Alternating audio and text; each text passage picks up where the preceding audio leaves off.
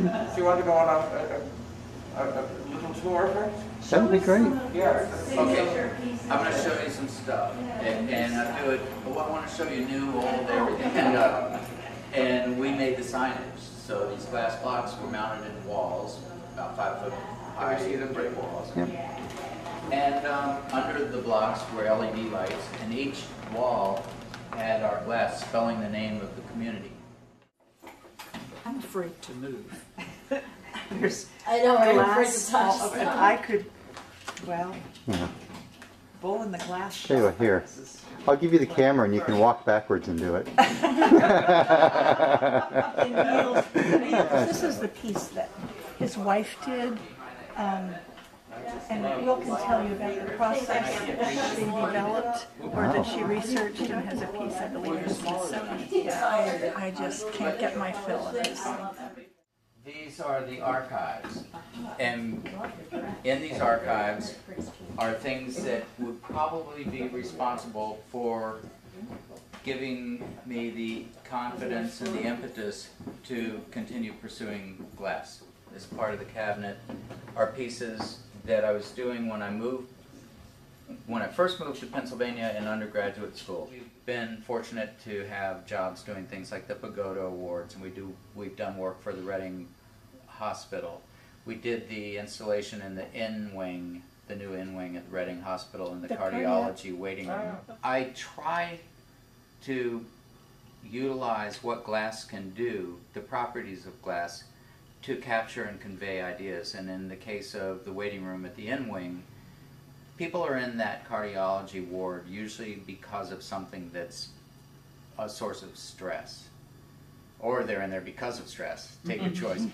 I wanted to put something in that space that was calming.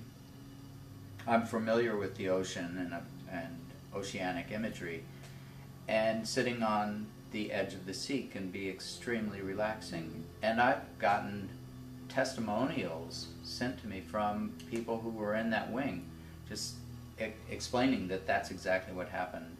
They went in, they were feeling uncomfortable, there was something the matter, and this gave them a sense of calm, and that's the best you can hope for. Then I started doing these heads. You can't tell these are heads, but I like making figurative work because a big molten blob of 2,000-degree liquid with a few deft moves will start looking at you. It talks back. Oh yeah, yeah. Those heads were really fun. They're probably some of the more difficult things I ever did. I was going to say, how do you make something like this? I make plywood forms, Yeah, right. and while my assistants are gathering glass, I get wet clay, and on the inside of the plywood clamshell form, I fabricate all of the expression using wet clay, coil-built wet clay. Then from above, we drop this huge bubble into the plywood form. Smoke, fire, steam starts belching out, and you blow and blow and blow until the clay has impressed itself into the glass.